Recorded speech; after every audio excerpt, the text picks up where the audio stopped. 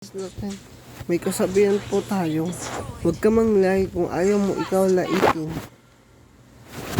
Sa mga nanonood po dyan, shout out po sa inyong lahat. Ay, hindi ka nanonood, shout out po.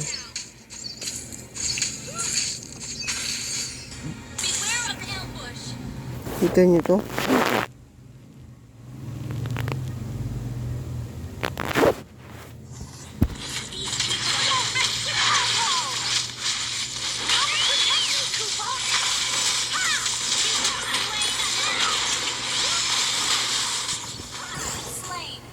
Mag-comment lang kayo para sa part 2.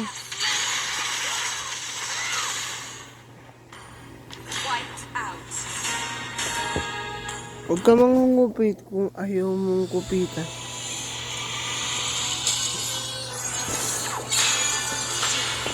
Bye!